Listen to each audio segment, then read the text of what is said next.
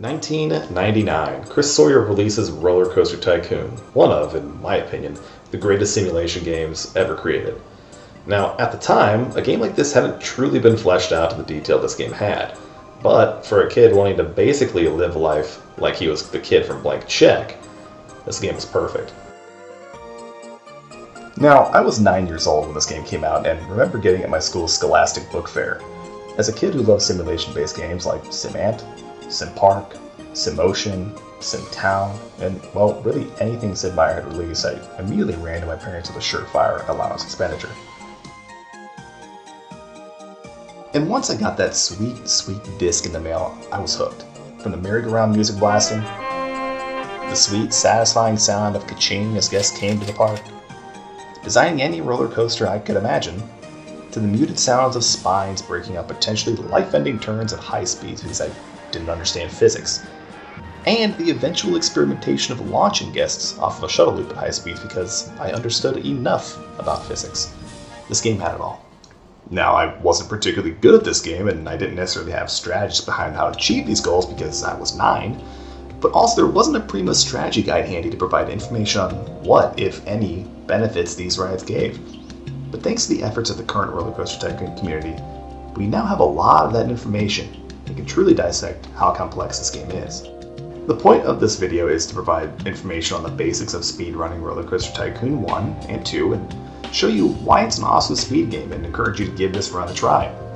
Now, you may be asking, how in the world does this game translate to becoming a speedrunning game? To many, speedruns can be associated with games that require incredible feats of skill, timing, precision, and hours of practice on mastering the tech of a game's mechanics. However, simulation games have found a place within speedrunning with their major focus on planning, preparation, and massive amounts of game knowledge. And this is what makes RollerCoaster Tycoon such a fun speed game for me. The game is incredibly simple on the surface. You build a park, let your imagination run wild, and have a good time. But as you begin to peel back the top layer, there is a lot of detail that goes unnoticed. It can make optimizing runs incredibly fun and satisfying. The varying mechanics at play within each scenario can make for a bevy of different and viable strategies. RCT 1 and 2 runs tend to be individual level time trial based runs. While categories for completion of all scenarios exist, I highly suggest against doing them because routine sleep is far more important. But instead, most runs center around completing a specific scenario's objectives as fast as you can. Take the classic Forest Frontier as an example. In this run, the objective is to have 250 guests in your park with a 600 park rating.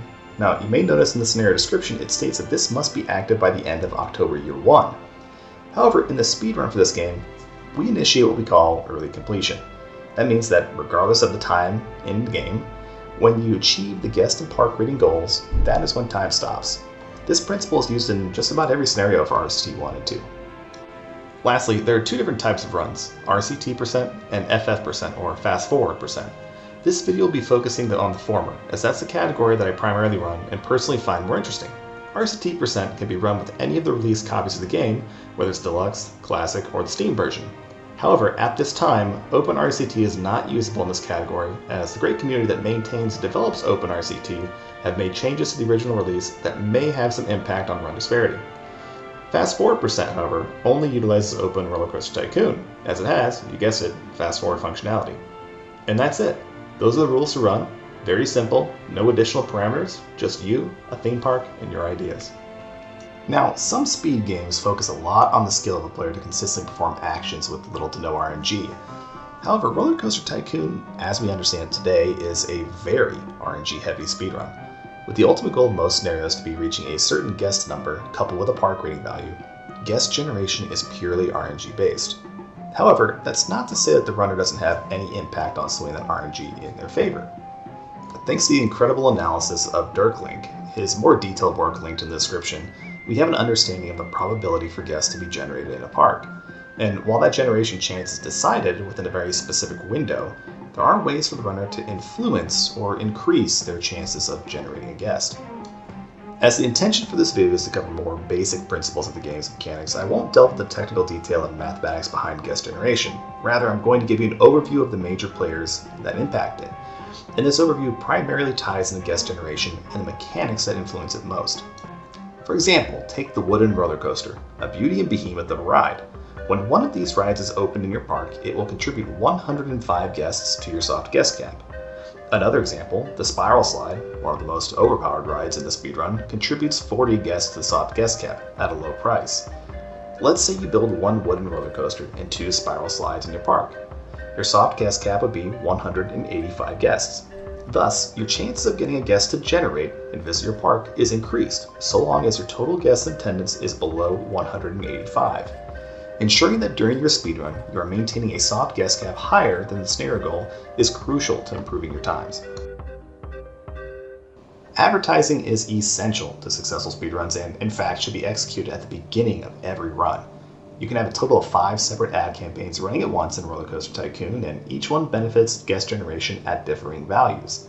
Free park entrance provides the highest probability value, free ride the second, park advertising third, and then ride and food campaigns tie for last. The specific values for these will be covered in a future video that provides more advanced detail into the probability numbers behind it. But if you're curious now, I've linked DirkLink's resource in the description. As always, a big thanks to DirkLink for his hard work. Advertising is the steroid that truly beefs up guest generation. It's not confined by the limitations of the soft guest cap, and each ad runs independent of that probability number. So ensuring that you get your ads up and running ASAP is imperative. However, these advertisements default to 2-week lengths, and some scenarios will require you to have ad campaigns last longer than that time. It's important to note the presumed length of your speedrun and either set the campaigns longer at the start, or be prepared with cash in hand to renew the advertising when they expire. Marcel Voss has a great video detailing how time works in RollerCoaster Tycoon, which has allowed us to plan out timings for re-upping advertising. Park rating serves, on the surface, a dual purpose. First, it holds a requirement for completion of a speedrun. Most scenarios need to have a certain park rating achieved to be complete. Second, it provides impact on guest generation. To achieve the maximum amount of probability for guests to spawn, park rating must be at 850. Therefore, in several scenarios, optimizing ways to get to 850 park rating as soon as possible helps in providing the best RNG for generating guests. But Dad, how do you improve park rating? Well, to avoid diving deep into the math of the matter, there are some general things that have an impact on park rating. The number of guests, percent of guests who are happy, the downtime of all your rides, average excitement and intensity of all your rides combined, the amount of litter, guest fatalities, and guests who are lost, which becomes a major issue in longer runs, as blocked park exits will lead to guests becoming lost. Ultimately, park rating is essential to not only meeting scenario goals, but contributing to guest generation of your park. Now that we've gone over a basic overview of some of the mechanics that you'll need to know before getting started, the question becomes just that. How do I start? What's great about this speedrun now is that there's a fairly small speedrunning community around the game, and so new strategies are constantly being explored, tested, and discussed between runners. However, the general strategies remain the same, and a good, strong, and fast opener is essential to a good run, so practice here is recommended. But what are the steps to executing a good opener to a speedrun? These steps tend to stay consistent each run and should be practiced to ensure very strong starts. Let's take Forest Frontiers for example. Before starting, I suggest opening the park and observing the surroundings. Observe your ride list. Look for easy building places.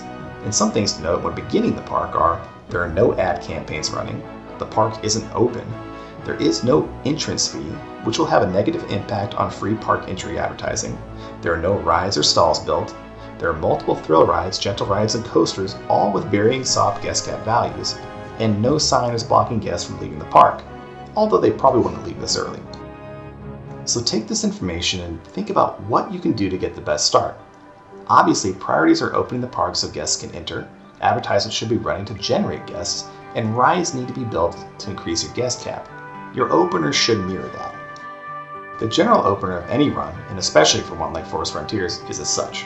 Open, park advertisement, ride advertisement, food advertisement, and then begin increasing the soft guest cap.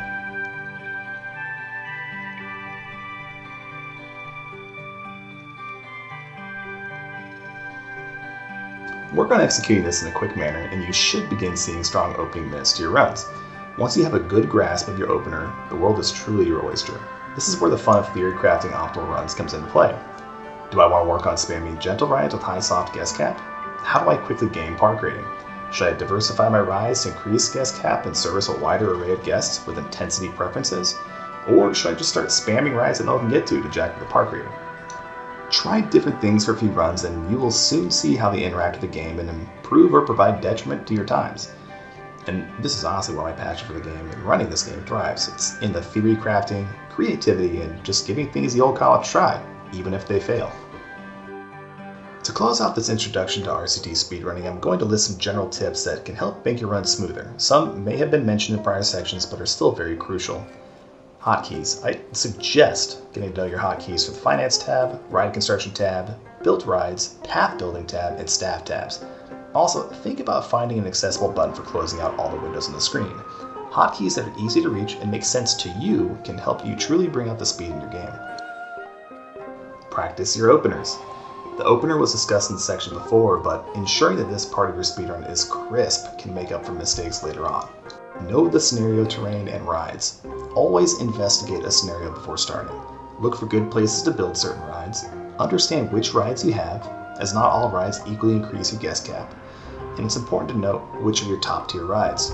Knowledge is bound. Know your splits.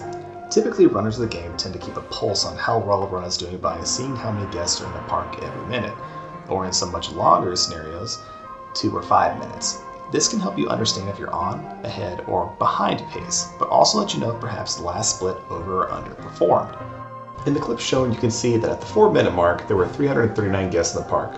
When compared to the world record split that's displayed, the runner is slightly behind pace. It is important to note, however, that because guest generation is so RNG heavy, split deficits can be made up, so it's fairly close. I'd recommend seeing the run through. Live Split. To time yourself, I recommend utilizing Live Split, which is a very easy program with global hotkeys that let you start, stop, and reset times with ease. Link to the Live Split webpage and setup is in the description. So this does it for the beginner's guide to speedrunning RollerCoaster Tycoon 1 and 2. I really hope this has been informative for you and that it makes you want to give this speedrun a shot. While I've always truly enjoyed RollerCoaster Tycoon as a mellow, casual theme park building game, speedrunning in this game has been addicting because of the fast runs, the Wild West-like exploration phase runners are currently in trying to find new optimization, and the overall deep amount of knowledge that the great RCT community has about this game and how fun it is to learn. Special thanks once again to Marcel Voss and Dirkling for some of the resources that helped provide information for this video. Their channels are linked below. And a special thanks to Ziggy's, another RCT runner who has been a great partner in bouncing strats off of. I look forward to seeing you all give the speedrun a chance, and I hope to be able to provide more in-depth detail in a future video. If you have any questions or comments, leave them in the comment section below and I'd love to discuss. Thanks.